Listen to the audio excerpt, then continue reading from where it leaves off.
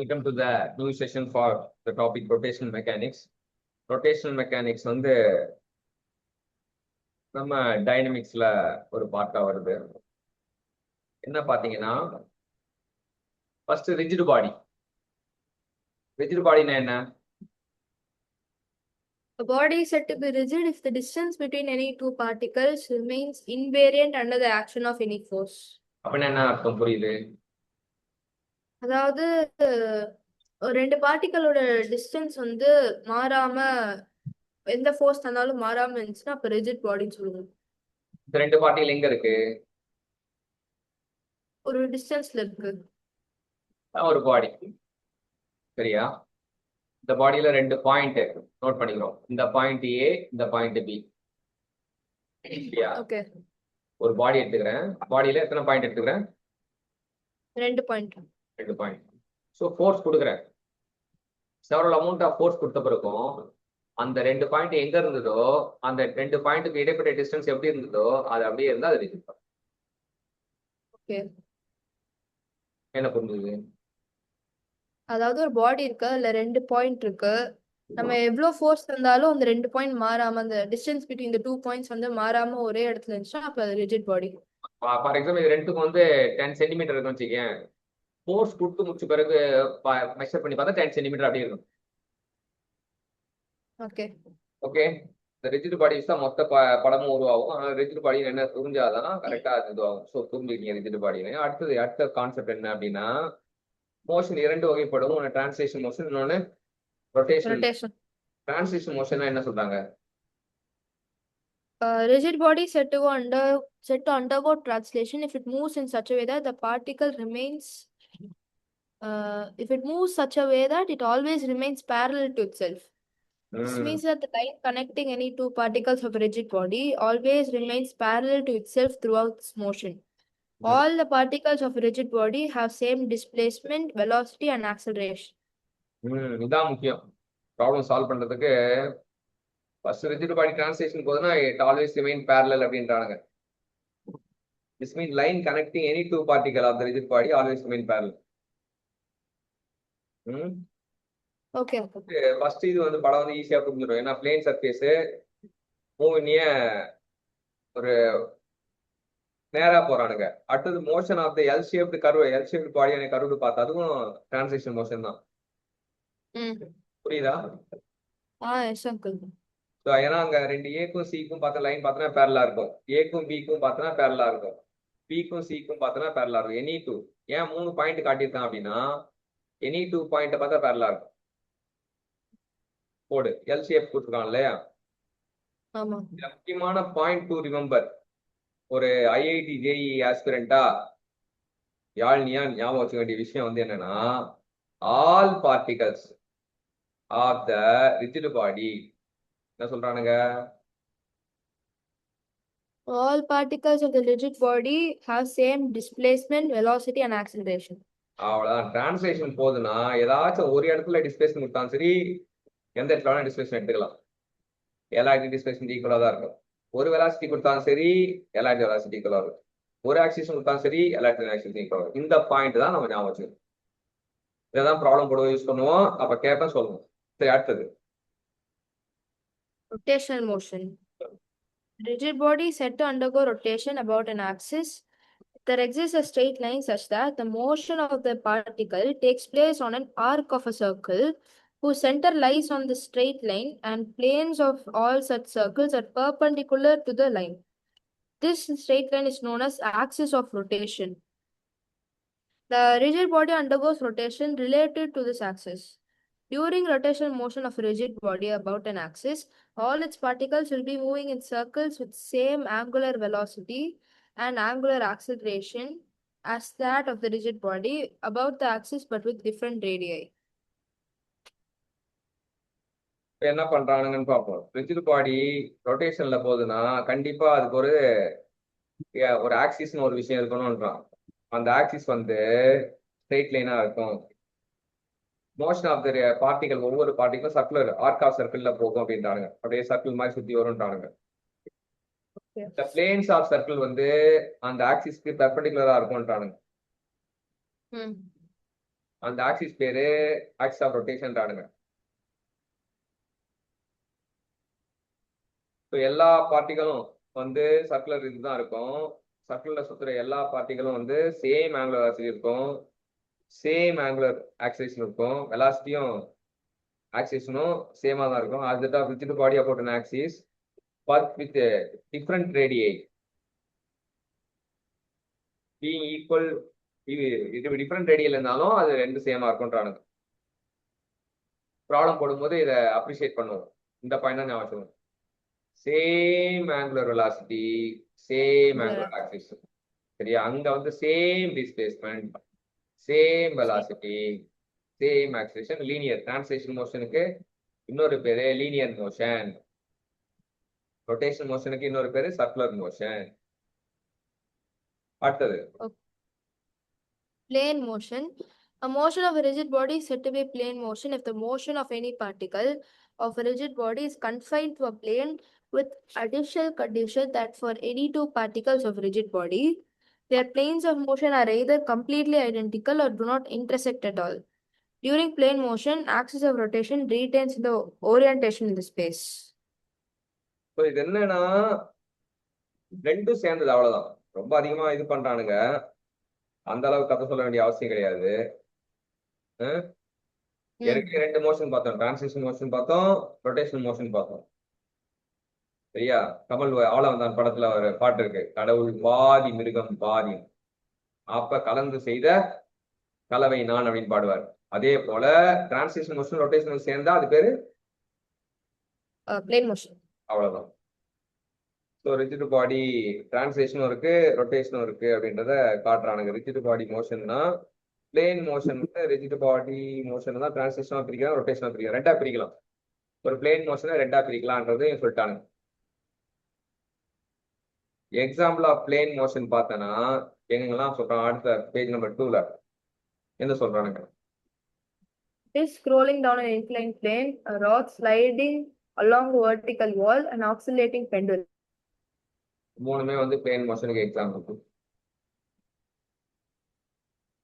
So அந்த disk role ஆகும்போது அப்படியே நேரா ஒரு மோஷன் போட்டிருக்கான், சுத்திர மோஷன் போட்டிருக்கான் படத்துல. படம் பாருங்க. ராடு ஸ்லைடிங் ஆகும்போது அப்படியே ராடு சந்திக்கிட்டே வரும், லேடர் வந்து சந்திக்கிட்டே வரும் வெர்டிகல்ல. அது பிளேன் மோஷனும் இருக்கும், ஆசிலேட்டிங் பெண்டலையும் அதே போலதான். சரி, இப்போ அடுத்தது என்ன சொல்றான்னு பார்ப்போம். Kinematic of rotational motion. Any line on a rigid body rotates through a same angle d theta anti-clockwise in the plane xy in a small interval of time dt. Line perpendicular to the plane xy and passing through any point on the rigid body is called an axis of rotation. The angular velocity vector of the body. இப்போ என்னன்னா ஒரு ரெக்டாங்கிளுக்குள்ள ஒரு கோடு போட்டிருக்கான். ரெக்டாங்கிளுக்குள்ள ஒரு கோடு போட்டிருக்கான். அப்ப நேரம் வந்து டீன்னு எடுத்துக்கிறான். இப்ப டைம் என்ன ஆகுது? வாட்ச பாருங்க. 3:57. 3:57. இப்பதான் டி கொண்டு 3:57 வச்சுக்கோங்க.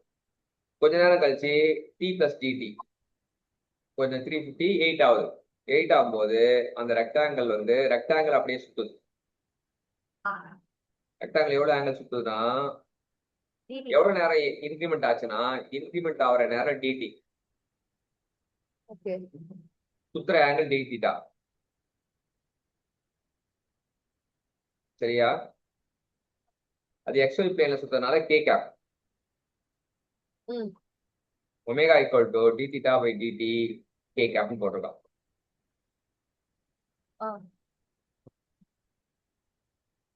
சரியா?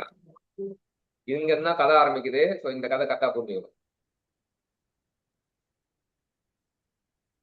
என்ன கதை புரிஞ்சது? அதாவது ஃபார் எக்ஸாம்பிள் ஒரு லைன் இருக்கு ஒரு ரெக்டாங்கிள்ல. ஏன் ரெக்டாங்கிள்குள்ள அந்த லைனை சிற பிடிச்சாங்க? ஏன்னா அது ஒரு பிளேன் மாதிரி இருக்கும். அவ்வளவுதான். Very good. அப்போ அந்த ரெக்டாங்கிள டி பிளஸ் டி அப்படின்ட்டு ஒரு டைம்ல மூவ் பண்ண போதும் டி தீட்டா அப்படின்ட்டு ஒரு ஆங்கிள் இன்க்ரிமெண்ட் ஆகும். ம் அப்போ அப்போ வந்து ஒமேகா வந்து d theta by dt into k cap, ஏன்னா வந்து எக்ஸோ ஒய் பிளேன்ல மூவ் ஆகுது. ஆமா, அது என்னன்னா அந்த லைனும் வந்து டி தீட்டாக்கு நகர்ந்துருக்கும். ரெக்டாங்கிள் மட்டும் ஆ, நகர்ந்து லைனும் நகர்ந்துருக்கும். லைனும் வந்து ரெக்டாங்குலர் நகர்த்தும் போது line also move at d theta. ஓகேவா? ஸோ ஒமேகா கண்டுபிடிச்சது ஆல்ஃபா ஈக்குவல் டு ஒமேகா கிட்ட இருந்து ஆல்ஃபா வேணும்னா என்ன பண்ணணும்? Differentiation of omega by dt. அவ்வளவுதான், டிஃபரன்ஷியேட் பண்ணா d square theta by dt square K. ஆல்ஃபான ஆக்சலரேஷன் தானே அங்கிள்? ஆமா, ஆங்குலர் ஆக்சிலேஷன். ஆல்ஃபானா ஆங்குலர் ஆக்சிலேஷன். ஓகே. ஒமேகா வெக்டார்னா வந்து angular displacement, angular velocity. Sorry. அடுத்தது, As length of PQ remains constant, any point Q can have only circular motion related to another point P. So அப்படின்னா velocity vector of QP தான் லைனோட பேரு. அதை கண்டுபிடிச்சோம்னா omega vector into பிக்யூ.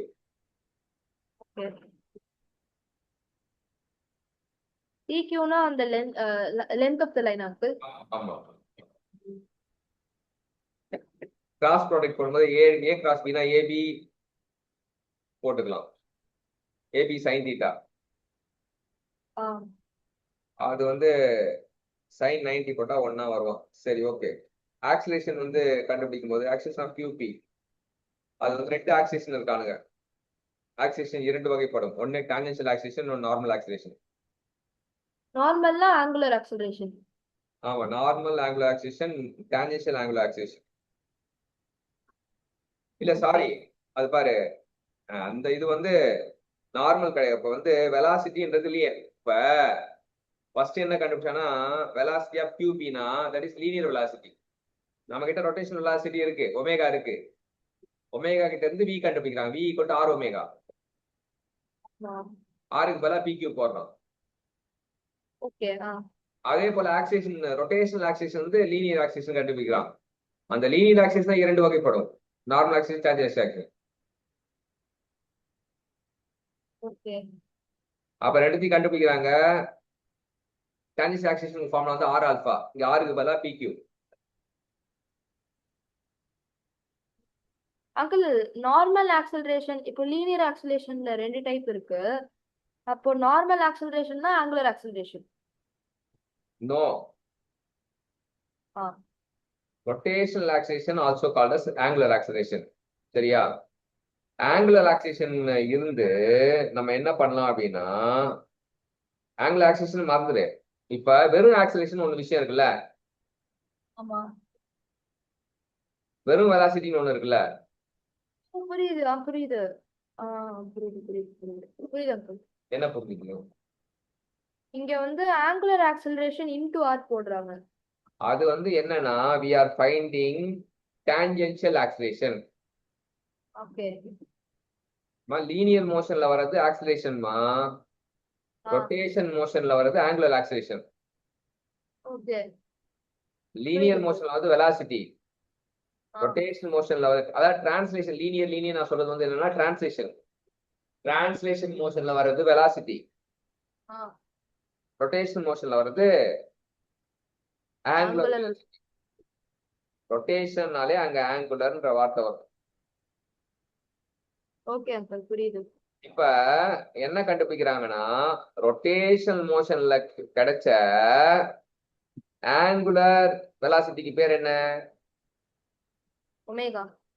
Omega. அதுல இருந்து omega வந்து இன் டர்ம்ஸ் ஆஃப் லீனியர் வேணும்னா v equal to r omega.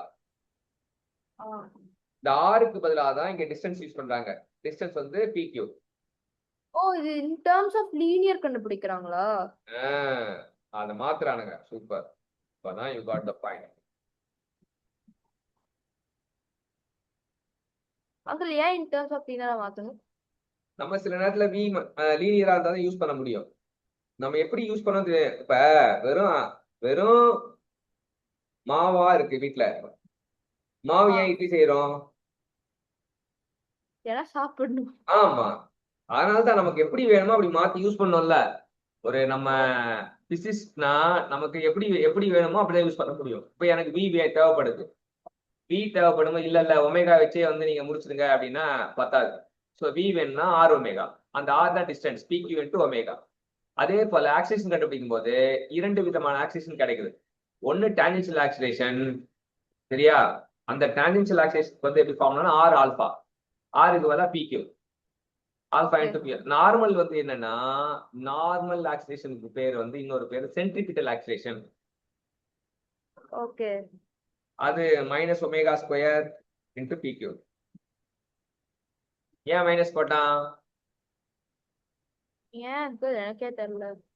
சென்ட்ரிபிட்டல்னா உள்நோக்கி, சென்ட்ரிபியூகல்னா வெளியே, சென்ட்ரிபிட்டல்னா உள்நோக்கி வருது இல்ல, அதனால மைனஸ். ஓகே. புரிஞ்சுதா? கொஞ்சமாச்சும் ரைட்டா? புரியுது அங்கிள், நல்லாவே புரியுது அங்கிள். அப்போ நான் வந்து ஆக்சலரேஷனை வந்து ஒமேகா இப்போ வந்து 2πrனா ஒமேகா ஆக்சலரேஷன். ஆமா ஒமேகா அங்கிள், 2π படி 2π. வி.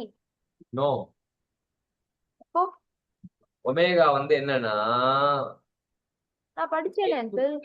ஒமேகா என்ன 2πn/60 அப்படியா ஆர்பிஎம்ல பண்ணோம். அங்கிள்? எங்க என்சிஆர்டி புக்ல ஒமேகா வந்து 2πv போட்டிருந்தாங்க. 2πv அப்போ அது அது வந்து என்னன்னா பர்டிகுலர் கேஸ்க்கா இருக்கும். அப்படியா? அது என்னன்னு பார்த்துட்டு அதை அப்ரிஷியேட் பண்ணணும். ஜென்ரலா ஒமேகா ஈக்குவல் டு 2πv கிடையாது. ஓகே. ம் அது செக் பண்ணுவோம். அது நீங்க சொல்றது கரெக்டானா அப்படின்றது எங்க இருக்குன்னு பார்த்துட்டு எந்த இடத்துல வருதுன்னு பார்த்தா செக் பண்ணுவோம்.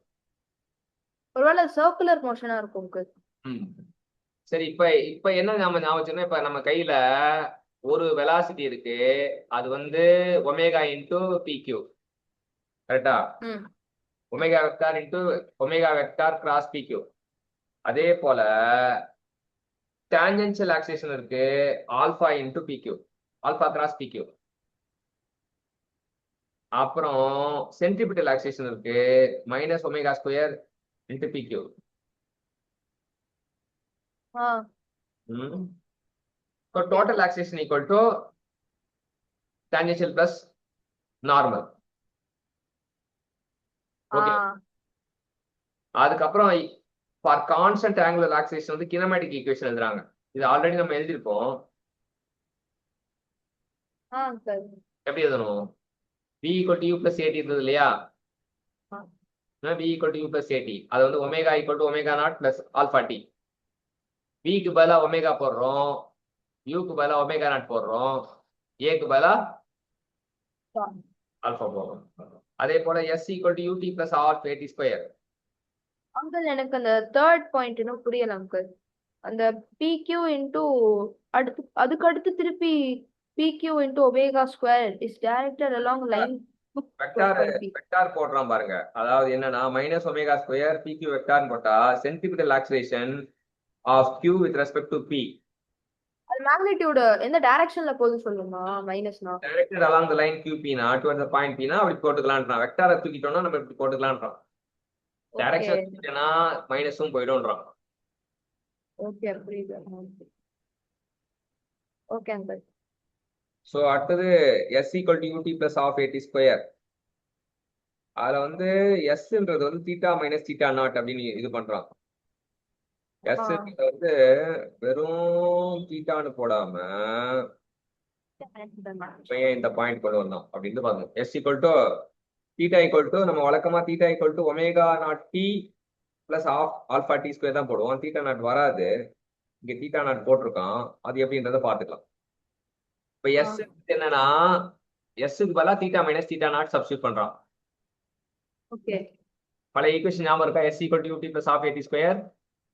s has to be substituted as theta minus theta naught. u substitute by omega naught.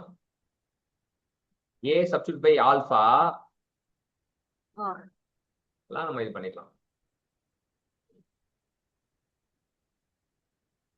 ஓகேவா?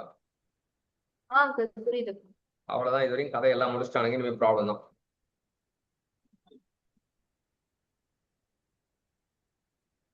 ஃபர்ஸ்ட் ப்ராப்ளம் என்ன கேட்கிறாங்க? A body executes 300 revolutions uniformly in 6 seconds. Find its frequency, angular speed, time period, and time required to turn through 60 degrees. Super. இப்போ 300 revolution per second, ஒரு செகண்ட்ல 300 தடவை சுத்திடும். 300 revolution uniformly இன் 6 second. ஃப்ரீக்வன்சினா என்னன்னா, ஃப்ரீக்வன்சிக்கு definition இருக்கு. என்ன definition? ஃப்ரீக்வன்சினா என்ன? Number of revolutions in a per second. Per second. அப்ப 300 by 6 போட்டோம்னா பெர் செகண்ட் கிடைச்சிடும். அப்ப 50 பெர் செகண்ட் தான் ரெவல்யூஷன் ஃப்ரீக்வன்சி. Okay. அடுத்தது ஆங்குலர் ஸ்பீடு. ஒரே நிமிஷம். Omega is equal to 2 pi f. இதுதான் நீங்க சொன்னீங்கன்னு நினைக்கிறேன். ஆ ஒமேகா 2 பை எஃப்னா ஃப்ரீக்வன்சியை 2 பையால பெருக்கினா நமக்கு ஒமேகா கிடைக்கும். ஆமாங்க. Omega equal 2 pi F.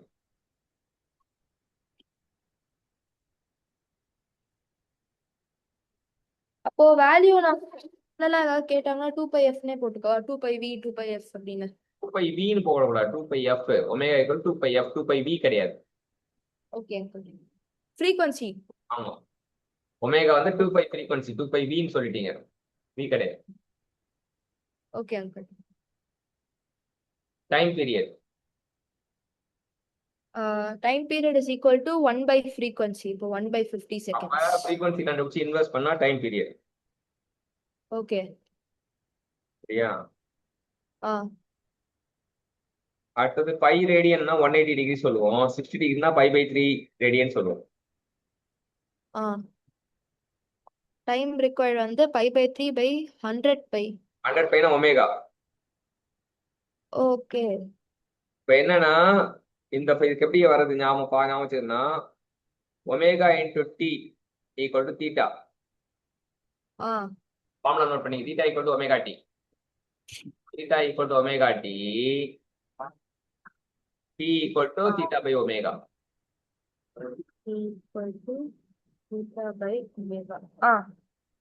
அவ்வளவுதான். இப்ப ஜஸ்ட் இந்த ப்ராப்ளத்தை ரீகேப் சொல்லுங்க. என்னென்ன கண்டுபிடிச்சோன்றத. ஃபர்ஸ்ட் ஃப்ரீக்வன்சி, அது வந்து number of revolutions by second. நம்ம என்ன கிவன் டேட்டா கொடுத்திருந்தோம்? 300 revolution and 6 seconds. ஆமா. அதாவது ரெவல்யூஷன் டைம் மட்டும் கொடுத்திருந்தான். நம்ம ஃப்ரீக்வன்சி கண்டுபிடிக்கிறோம். ஃப்ரீக்வன்சி கண்டுனா 6 செகண்ட் பதிலா பெர் செகண்ட் கண்டுபிடிக்கிறோம். அடுத்தது ஆங்குலர் ஸ்பீட், அது வந்து omega is equal to 2 pi f. Okay. 2 pi times of frequency. அதுக்கப்புறம் time period 1 by frequency. Okay. அப்புறம் டைம் ரிக்வயர்டு வந்து omega theta is equal to omega into t. அப்போ time is equal to theta by omega. Where theta should be in radians, omega should be in radian per second.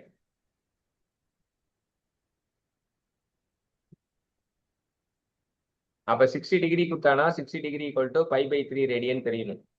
180 degree by radian. அப்ப 60 degree equal to pi by 3 radian. Okay uncle. 45 டிகிரினா எவ்வளவு radian? pi by 4. Very good. அவ்வளவுதான். Okay. அடுத்த second problem. A wheel rotates with angular acceleration given by alpha is equal to 4at cube minus 3 bt square, where t is the time and a and b are constant. If wheel has initial angular speed omega naught, write the equations for a, angular speed and angular displacement. So first வந்து angular displacement கேக்குறானுங்க, angular velocity கேக்குறானுங்க. Alpha தான் கொடுத்திருக்கானுங்க. Alpha equal alpha வந்து acceleration. அப்போ alpha வந்து அப்போ ஆல்பாக்கு என்ன formula? d omega by dt. So cross multiply பண்றோம். d omega equal to alpha into dt. Cross multiply, integrate on both side. Okay uncle. Substitute பண்ண ஆல்பாக்கு வேல்யூ சப்ஸ்டிட்யூட் பண்ணுவோம். 4at cube minus 3bt square. Integrate பண்ணுங்க. கரெக்டா அந்த value வருதா பாருங்க. t cube integrate பண்ணா என்ன வரும்? 3 t power 4 by 3. எப்படி 3 வரும்? by 4, sorry, by 4. ஆக்சுவலா தப்பு பண்ணக்கூடாது. டி ஸ்கொயர் இன்டெகிரேட் பண்ணா t square வந்து t power 3 by 3. மறுபடியும் அதே தப்பு தான் பண்றோம். t cube by 3 அங்கிள், அதான் அங்கிள். அதான் ஆனா வந்து 3/2ன்றியே இல்ல தூக்கத்துல அங்கிள், நான் சொன்னேன். 4/3ன்ற 3/2ன்ற. சரி ஓகே, லெட் இட் பி. அப்ப 4/4 t power 4/4 t cube by 3. அப்ப அடிபட்டு போயிடும். டி ஒமேகாவை இன்டெகிரேட் பண்ணா ஒமேகா வரும். டி ஒமேகா இன்டெகிரேட் பண்ணா ஒமேகா வரும். ஒமேகா வந்து லிமிட் செட் பண்ணா ஒமேகா மைனஸ் ஒமேகா நாட் வரும். ஒமேகா நாட் எடுத்து கொள்ளுதா omega equal to omega naught plus AD power 4 minus b t cube. Okay, okay uncle. Omega equal to d theta by d t. மறுபடியும் cross multiplication d theta equal to omega DD. Integrate on both side. Integrate பண்ணா நமக்கு theta equal to omega naught plus omega naught t plus AD power 5/5 minus bt power 4/4. இது integrate பண்ணி அந்த மாதிரி வருதான்னு check பண்ணிக்கணும். Okay. ம். ஓகேவா? Okay uncle.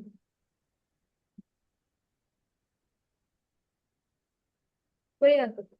அடுத்த கொஸ்டின் போயிடலாம். An astronaut is uniformly rotating in a rotor of radius 4 meter. If he can withstand acceleration up to 10 g, then what is the maximum number of permissible revolutions per second? Astronaut வந்து uniformly rotating in rotor of radius 4 metre. Astronaut வந்து 4 மீட்டர்ல சுத்திட்டு இருக்காரு. அவரால் 10 G வரைக்கும் தாங்க முடியும். ஆ permissible revolution per second அப்படின்னு கேட்டிருக்காங்க. Permissible revolution per second maximum number. அப்போ மேக்ஸிமம் நம்பர் ரெவல்யூஷன் பெர் செகண்ட்னா தேர் ஆஸ்கிங் ஃப்ரீக்வன்சி. அந்த கேள்வியை பார்த்து ரெவல்யூஷன் பெர் செகண்ட்னாலே it is frequency. Number of revolution per செகண்ட்னா ஃப்ரீக்வன்சி இல்ல. ஆமா அங்கிள். அதான் ஃப்ரீக்வன்சி கண்டுபிடிக்கிறாங்க. ஃபர்ஸ்ட் ரேடியல் ஆக்சிலேஷனுக்கு ஃபார்முலா. ரேடியல் ஆக்சிலேஷனுக்கு என்ன ஃபார்முலா இருக்கு? நம்ம ஆக்சிலேஷன் வந்து radial acceleration or normal acceleration or centripetal acceleration எல்லாம் ஒண்ணுதான். அது நோட் பண்ணி. ரேடியல் ஆக்சலரேஷன் தான் v ஸ்கொயர் பை r. ஆமா, ரேடியல் ஆக்சிலேஷனா இருக்கட்டும், சென்ட்ரிபிட்டல் ஆக்சிலேஷனா இருக்கட்டும், இல்ல நார்மல் ஆக்சிலேஷனா இருக்கட்டும், எல்லாமே v ஸ்கொயர் பை r. மூணு ஒரே பேர் தான். ரொட்டேஷன். இப்போ வந்து v equal to r omega போட்டா என்ன வரும்? v ஸ்கொயருக்கு வந்து r square omega square by r போட்டா ஒரு r கேன்சல் ஆயிடும், r ஒமேகா ஸ்கொயர் வரும். v square by r equal to r omega square. கரெக்டா? ஆமா. அது எப்படி வந்தது? ஓகே. r ஒமேகா ஸ்கொயர் எப்படி வந்துச்சு? எப்படி வந்துச்சு? ஏன்னா v ஈக்குவல் டு r ஒமேகான்னு சப்ஸ்டிட்யூட் பண்ணோம்னா r square omega square by r. அப்போ ஒரு r ஓகே. r கேன்சல் ஆகும். கேன்சல் ஆயிட்டுனா r ஒமேகா ஸ்கொயர் வரும். சரியா? ஆ சோ இதான் இது ஒமேகாக்கு 2πf நமக்கு தெரியும். ஆமா அங்கிள். அப்ப 2πf ஹோல் ஸ்கொயர். f மட்டும் f மட்டும் மத்த எல்லாம் ஒரு பக்கம் போட்டு போனா 1/2π square root of a radial acceleration by r. So radial acceleration வந்து நம்ம என்ன பண்றோம் அப்படின்னா 10g அப்படின்னு போட்டோம்னா g ஈக்குவல் டு 10 போட்டோம்னா 10 வரும், கீழே 4. அப்ப ஸ்கொயர் ரூட் எடுத்தனா என்ன வரும்னா அதுக்கு ஒரு 10 வெளியே வந்து 10/2. 10/2னா 5/2π வரும்.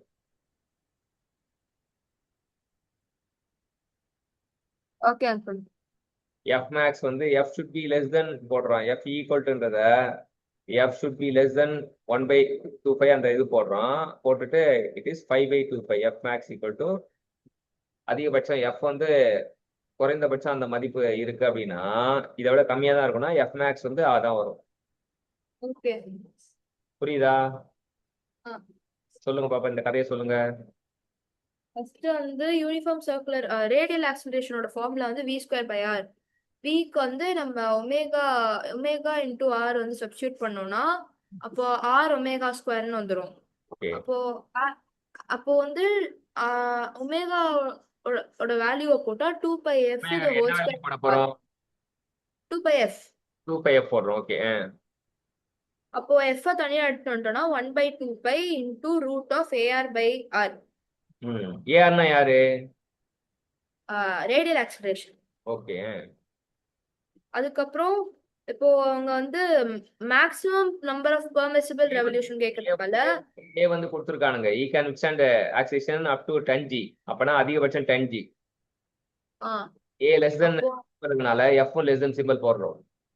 ஆ அப்போ வர max okay f max is equal to 5/25. சரியா?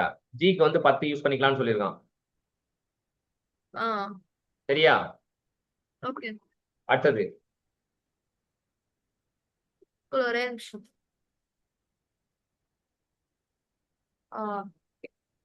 Uniformly accelerated wheel reaches an angular velocity 20 radial per second in 10 revolution after rotation begins. The angular acceleration of the wheel is 10 revolution. ஒரு ரெவல்யூஷன் வந்து 2π radian. சரியா? okay. You should remember 1 revolution equal to 2π radian. அப்ப 10 revolution 2010. 20π radian. 1 revolution இதை note பண்ணீங்க. 1 revolution equal to 2π radian. 1 revolution complete 360 degree. சரியா? நீ எப்படி note பண்ணிக்கோ? 1 revolution equal to 360 degree, that is equal to 2π radian. Okay. அப்ப 10 revolution equal to 20π radian.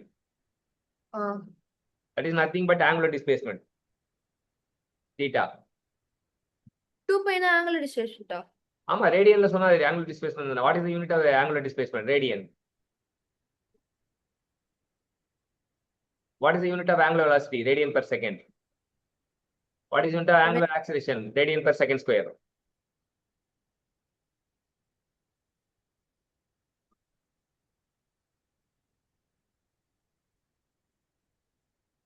Okay, uncle. So என்னன்னா பேசிக் equation போடுவான். பேசிக் ஈக்குவேஷன் போட்டு நமக்கு முடிச்சிருவானுங்க. பேசிக் ஈக்குவேஷன் என்ன சொல்றானுங்க பாத்தீங்கன்னா, omega final square equal to omega square equal to omega naught square plus 2 alpha theta. Substitute பண்ணா alpha கிடைக்கும். uncle இந்த இடத்துல தீட்டா போடுறாங்க, தீட்டா நாட் காணும். நமக்கு என்னன்னா இங்க தீட்டா நாட்னா ஆரம்பிக்கும் போது ஒண்ணுமே இல்லைன்னு அர்த்தம். தீட்டா நாட் ஏன் இல்லை அப்படின்னா, அவன் ஆரம்பிக்கும் போது இனிஷியல் பொசிஷன் 0வா இருந்தா தீட்டா நாட் இருக்க மாட்டான். சரியா? நம்ம வழக்கமா வந்து அங்க வந்து s equal to u t plus half t a t square தான் வரும். ஆனா இங்க s வந்து தீட்டா மைனஸ் தீட்டா நாட்னு இது பண்றானுங்க. அது சில இடத்துல தீட்டா நாட் வரும், அதனால அப்படி இது பண்றானுங்க. சரியா? அப்ப அடுத்தது 5வது angular displacementனா 2π into number of revolution. Angular displacement. Angular டிஸ்பிளேஸ்மெண்ட்னா என்ன சொல்றோம்? ரேடியன்ல சொல்லுவோம்ல. 2π into number of revolutions. அவ்வளவுதான், 2π ரேடியன். ஒரு கரெக்ட். Okay, uncle. அடுத்த question. Pulley of 1 meter in diameter rotating at 600 revolution a minute is brought to rest in 20 seconds by a constant force of friction in its shaft. How many revolution does it make before coming to rest? In 20 seconds. So first வந்து omega equal to 2π n by 60. Omega naught வந்து first 600 ரெவல்யூஷன்ல 2π n by 60. n 600 by 60 போட்டா 20π radian per second. Omega final வந்து ரெஸ்ட்ல வரப்போகுது 0 in 20 second.